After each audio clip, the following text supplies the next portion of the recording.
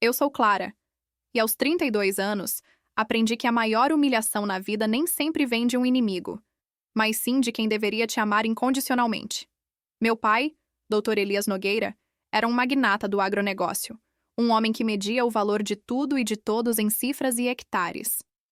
Ele comandava a Agro Nogueira, uma das maiores exportadoras de café gourmet do Brasil, um império construído na base de ferro, e eu diria, de muito ego. Eu, a filha caçula, a única que ousou trilhar um caminho diferente, sempre fui o grão de areia solto na engrenagem perfeita da família. Enquanto meu irmão mais velho, Ricardo, se formava em administração e assumia um cargo de vice-presidência, eu me aprofundava em estudos de arte e sustentabilidade em uma universidade federal, uma escolha que meu pai chamava, com desdém, de hobby universitário. A tensão entre nós não era um segredo, era a mesa de centro da nossa sala de estar.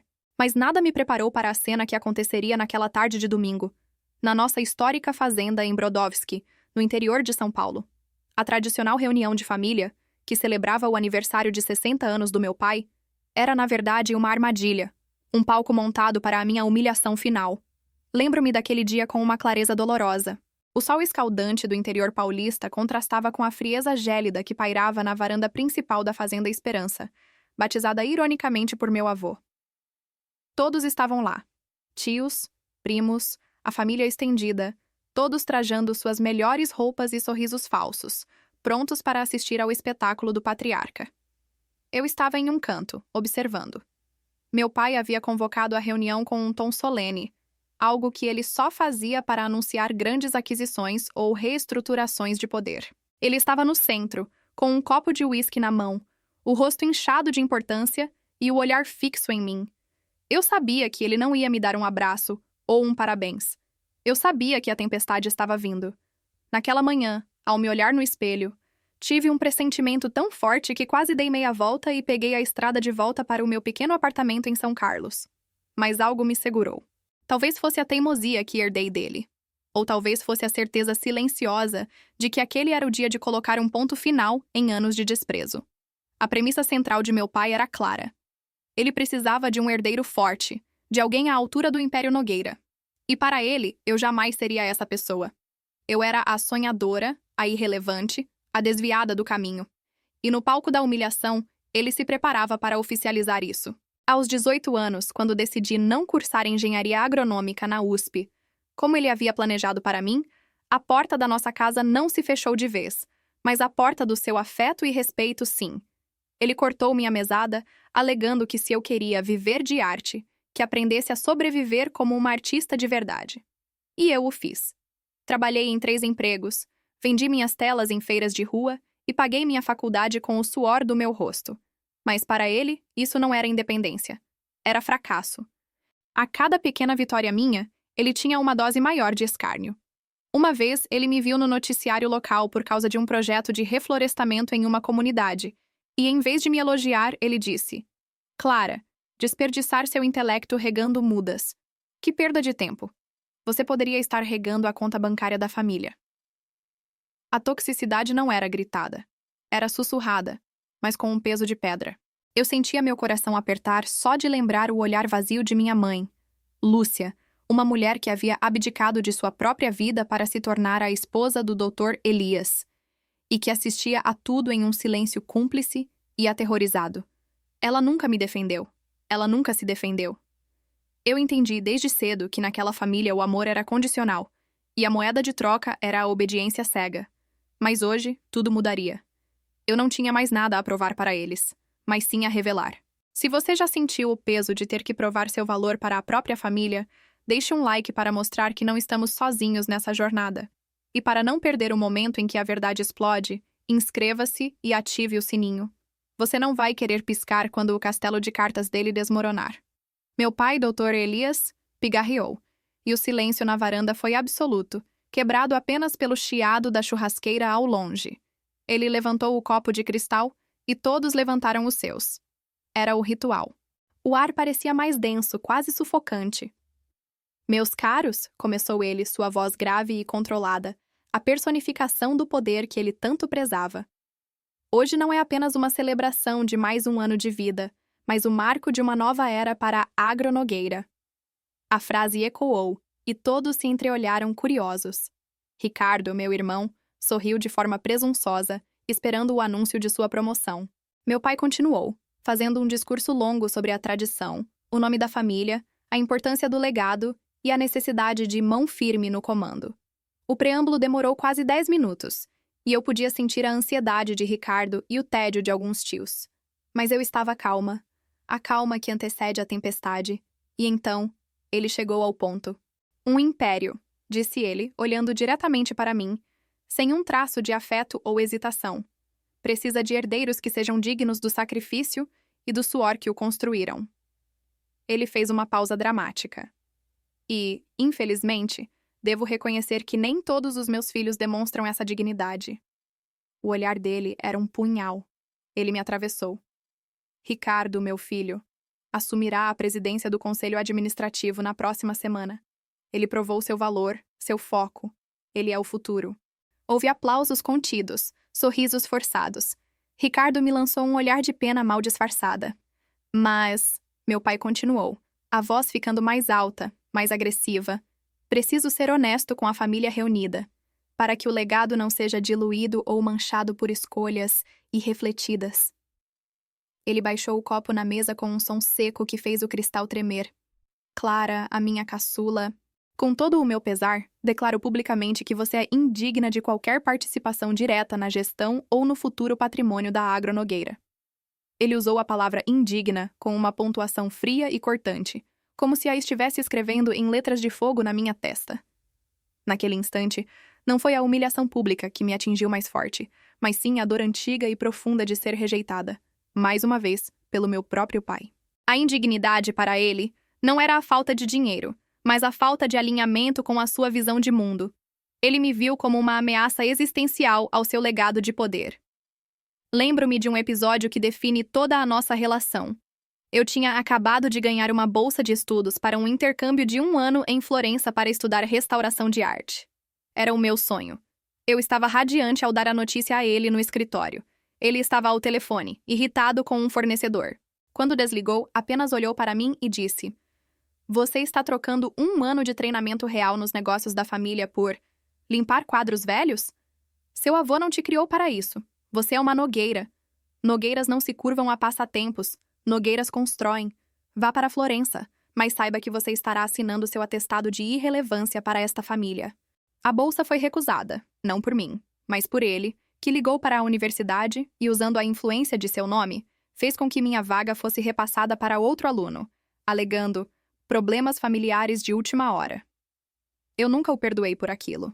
Nunca soube como reagir àquela violência silenciosa. Mas a humilhação de hoje era diferente. Era um público. Era um veredito final. O silêncio da família era ensurdecedor, todos chocados com a crueza da declaração. Minha mãe estava pálida, com a mão na boca, mas não disse uma palavra, a eterna refém do patriarca. Meu irmão sorria vitorioso. Eu senti a necessidade de me defender, de gritar que ele estava errado, mas um instinto frio e lógico me dominou. Eu olhei para ele, mantendo meus olhos fixos nos dele, sem desviar o olhar, sem chorar, sem mostrar a menor reação de dor. Essa falta de reação foi o primeiro sinal de que algo estava errado no plano dele. Ele esperava lágrimas, súplicas, talvez uma fuga dramática.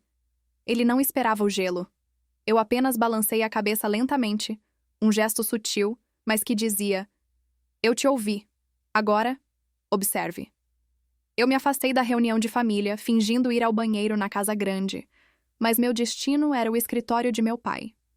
Eu sabia que para um homem da estirpe de Elias Nogueira, todo o seu poder residia em papéis, em contratos, em informações confidenciais. A indignidade que ele havia me imposto era apenas a casca. O miolo de todo o problema, o cerne da sua arrogância, estava no seu controle total. O que meu pai e o resto da família ignoravam é que, ao me cortar da Agro Nogueira e me obrigar a sobreviver como uma artista de verdade, ele havia, na verdade, me dado o maior presente: anonimato e liberdade. Nos últimos 10 anos, enquanto ele acreditava que eu estava apenas brincando com tintas, eu estava construindo uma fundação secreta. Minha arte me levou a comunidades carentes no Nordeste, onde a terra estava sendo degradada por métodos de cultivo insustentáveis. Lá, não com o dinheiro dele, mas com o meu, Eu comecei a desenvolver e patentear uma inovadora técnica de agricultura regenerativa, focada no café orgânico, que não só triplicava a produtividade em solos degradados, mas também gerava créditos de carbono. Eu chamei meu empreendimento discretamente de Jurema. A Jurema, em 2 anos, não era mais um hobby. Ela era uma startup de impacto social, financiada por investidores europeus e americanos obcecados pela sustentabilidade real. Eu operava por meio de uma holding no exterior, com advogados no Rio de Janeiro que nem sequer sabiam meu nome completo. Apenas o codinome Clarity. Meu pai jamais saberia, porque ele desprezava qualquer coisa que não levasse o nome Nogueira estampado em ouro. Ele acreditava que a única forma de sucesso era a sua, e essa arrogância era a sua maior vulnerabilidade. Ele me chamou de indigna porque eu não queria o seu dinheiro. A verdade era que eu estava prestes a valer muito mais que todo o dinheiro da Agronogueira. Eu entrei no escritório. Não foi um arrombamento, mas um acesso silencioso. Eu havia memorizado as senhas de segurança de meu pai desde que era criança, uma mania que ele nunca corrigiu, achando que eu era inocente demais para usá-las. No seu cofre, eu não estava procurando dinheiro. Estava procurando a prova do desastre iminente. Nos últimos meses, eu vinha recebendo relatórios discretos de um ex-funcionário leal do meu avô, um contador aposentado que ainda tinha contatos na Agronogueira.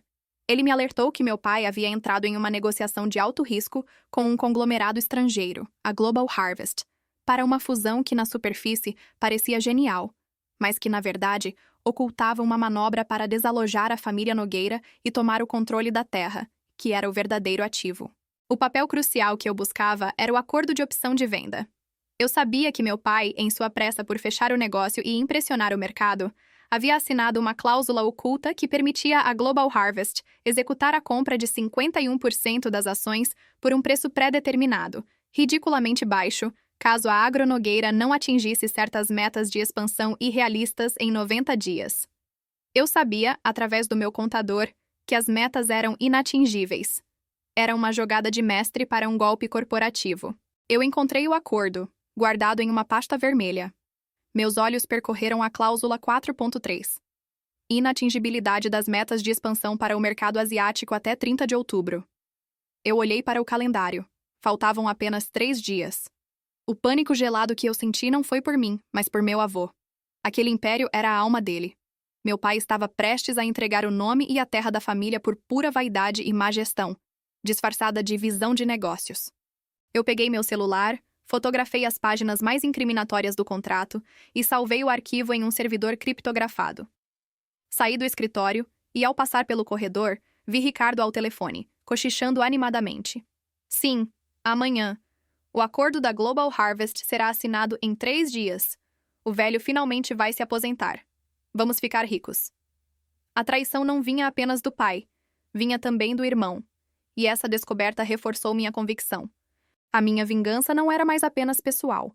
Era a proteção do legado do meu avô contra a ambição cega de meu pai e a covardia de meu irmão. O momento da verdade seria muito mais que a minha defesa.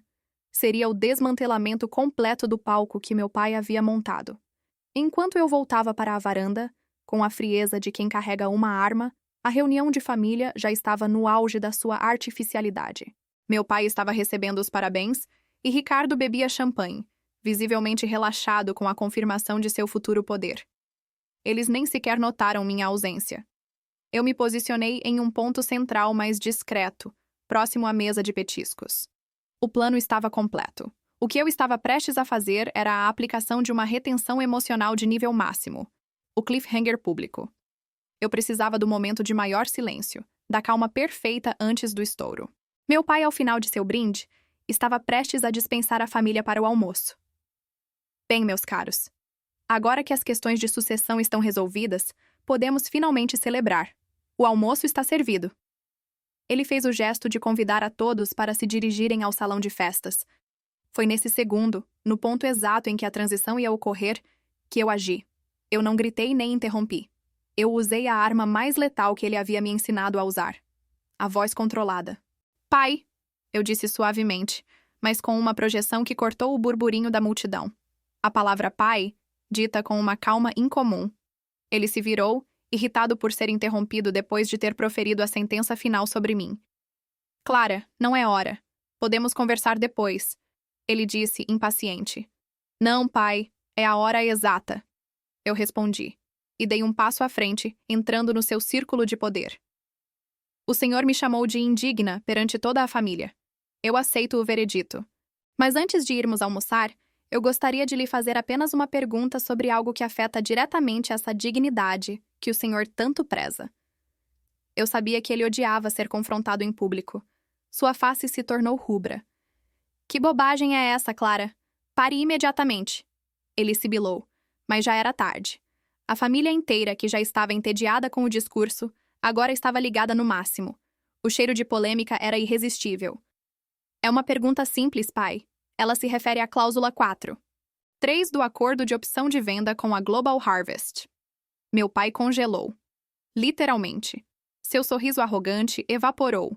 O nome do conglomerado e a menção a uma cláusula secreta em público eram como um curto-circuito no seu cérebro de empresário. Ricardo deixou o copo de champanhe cair no chão. O som do vidro quebrando foi o alarme da verdade. Ninguém ali, exceto eu, sabia daquele acordo, a não ser talvez o advogado de meu pai, que agora me olhava com pânico. Eu não esperei pela resposta dele. Eu lancei a próxima bomba, ditando o ritmo da narrativa, a técnica da pergunta que mata. Pai, essa cláusula afirma que se as metas de expansão para o mercado asiático não forem atingidas até daqui a 3 dias, a Global Harvest pode executar a compra de 51% das ações da Agronogueira por uma fração do valor real, transformando o senhor em um mero funcionário de luxo da sua própria empresa. Minha pergunta é: como o senhor planeja cumprir essas metas em 72 horas, sabendo que elas foram intencionalmente desenhadas por seu sócio estrangeiro para serem inatingíveis? Ou será que a dignidade do senhor não se estende à proteção do legado do vovô? O silêncio que se seguiu não era apenas de choque, era de terror. A família olhava para o patriarca, cujo rosto, antes inchado de orgulho, agora estava pálido e coberto de suor. A verdade estava ali, crua e exposta, no meio da festa. Ele estava prestes a perder o império por vaidade e pressa. Meu pai tentou se recompor. Ele tentou a agressão, sua tática favorita.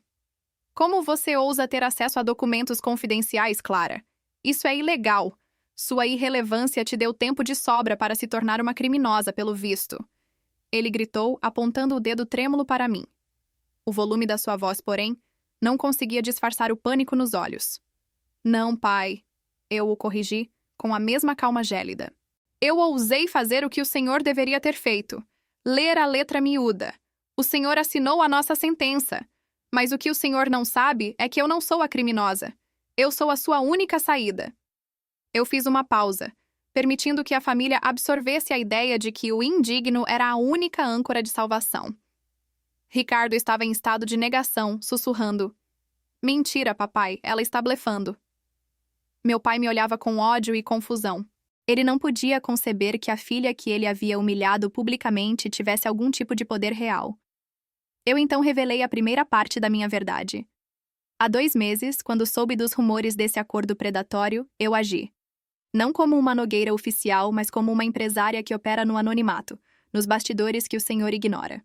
O senhor se lembra do novo fornecedor, a Jurema Orgânicos, que magicamente se tornou nosso maior parceiro na exportação para o mercado asiático, cobrindo a lacuna que o senhor não conseguiu preencher? O nome Jurema Orgânicos era um segredo a portas fechadas. Meu pai apenas confirmou com a cabeça, confuso.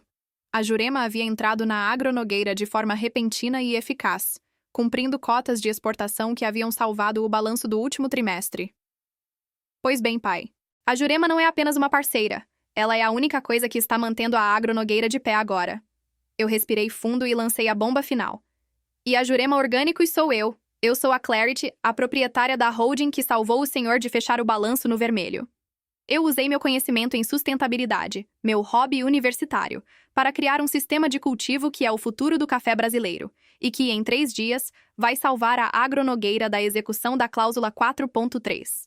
O senhor me chamou de indigna, mas eu fui a única pessoa na sala que se importou o suficiente para gastar o meu próprio tempo, o meu próprio dinheiro e o meu próprio esforço para garantir que o legado do vovô não fosse parar nas mãos de golpistas estrangeiros.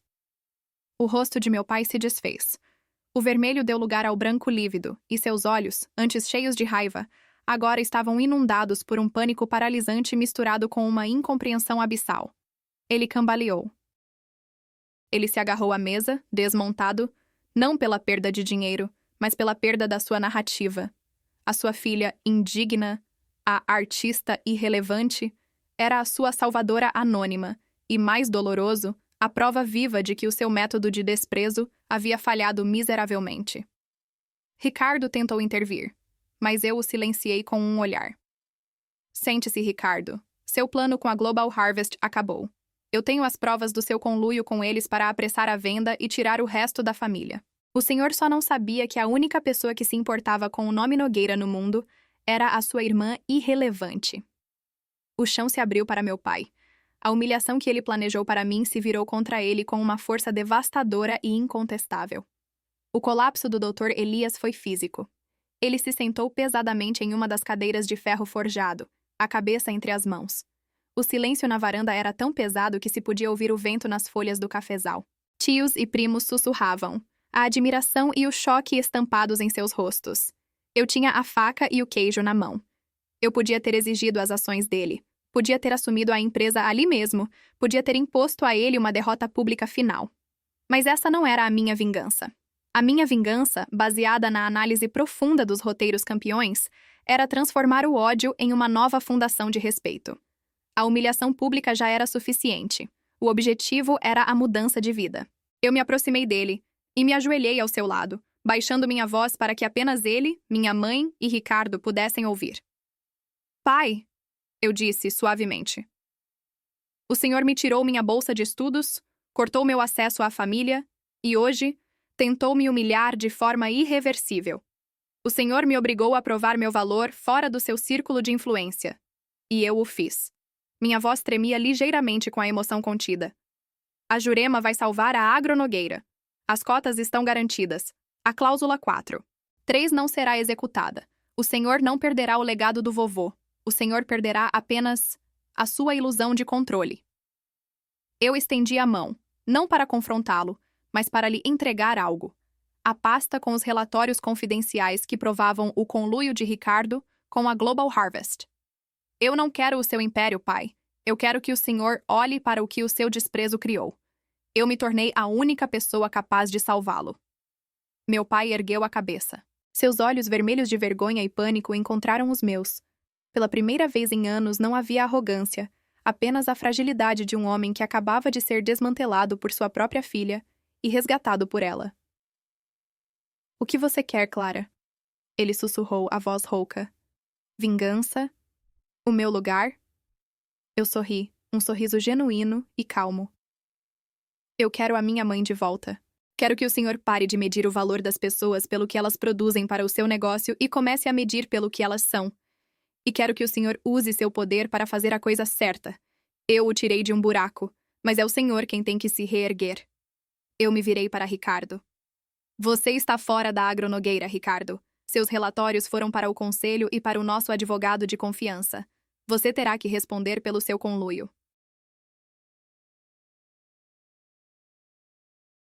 Mas eu farei uma coisa por você. A sua parte da herança, eu a usarei para fundar um centro de treinamento em agricultura sustentável em Brodowski, para que jovens como eu que querem um caminho diferente, não precisem implorar por dignidade. A vingança não era a destruição, mas a reconstrução forçada. Era pegar o palco da humilhação e transformá-lo em uma plataforma de mudança. A reunião de família terminou de forma caótica, mas com uma nova ordem estabelecida. Meu pai não voltou a ser o mesmo. A verdade o desmontou de tal forma que ele foi obrigado a se ver sem o escudo do seu poder. Ele chorou no meu ombro naquela noite. Um choro seco e amargo, não pela perda da presidência, mas pelo tempo perdido, pela filha que ele havia rejeitado. Ele não pediu perdão, mas fez algo muito mais significativo. Ele renunciou à presidência da Agronogueira e, em vez de passar o bastão para Ricardo, que estava sendo investigado, ele o passou para o nosso advogado de confiança com uma única condição: que a Jurema Orgânicos, ou seja, eu, tivesse poder de veto total sobre qualquer decisão estratégica de sustentabilidade e expansão. A Agronogueira se transformou em uma parceira vital da Jurema, adotando minhas técnicas de regeneração em larga escala. Eu não virei CEO, mas me tornei a força invisível e essencial que ditava o futuro da empresa, a guardiã do legado do meu avô. Meu pai, por sua vez, mudou de vida de forma drástica. Ele se aposentou de verdade e, para surpresa de todos, começou a fazer trabalho voluntário na fundação de reflorestamento que eu havia criticado anos antes. Ele passou a plantar mudas, a trabalhar com as mãos, a regar a terra que ele só via como commodity. Ele nunca mais usou a palavra indigna. O reencontro com minha mãe foi o mais bonito. Ela finalmente se libertou do medo e, com o meu apoio, decidiu estudar, algo que ela havia abandonado após o casamento. Ela começou a fazer aulas de história da arte. Ela era livre, e eu não precisei dizer uma palavra sobre perdão, porque a sua liberdade era o maior ato de união que eu poderia receber, a vingança que se tornou um abraço silencioso. O grande final inesperado não foi eu tomando o trono, mas sim eu recusando-o, e no processo, transformando o opressor em um aliado involuntário da minha causa. Meu pai, o homem que me disse que eu era indigna de seu dinheiro, agora dedicava sua vida a honrar o valor que eu representava fora do dinheiro. O centro de treinamento, que batizei de Espaço Nogueira Clara, em homenagem ao meu avô e ao meu caminho, é hoje um farol de inovação em Brodowski. Ricardo, após enfrentar as consequências de seus atos, foi trabalhar em uma empresa de logística, um recomeço humilde que, dizem, o fez finalmente valorizar o trabalho duro. Eu continuei no comando da Jurema, operando de forma anônima e eficaz, usando meu poder e minha riqueza para reformular o agronegócio brasileiro de dentro para fora, ensinando que a sustentabilidade não é um hobby, mas a única forma de prosperidade real e digna. O meu apartamento em São Carlos continua sendo a minha base. Eu ainda pinto telas nos fins de semana, mas agora elas não são vendidas em feiras de rua. Elas são leiloadas, e todo o dinheiro é investido na Jurema. A ironia final é que o pai, ao tentar me humilhar, me deu o poder de salvá-lo, e no processo, me salvou de me tornar exatamente o que ele era. Uma pessoa que mede a vida por cifrões. A verdadeira mudança de vida foi a dele, forçada pela minha. E o final fascinante é que a minha maior vitória foi a de ter transformado a sua queda em uma ascensão para toda a família, uma subversão completa do patriarcado.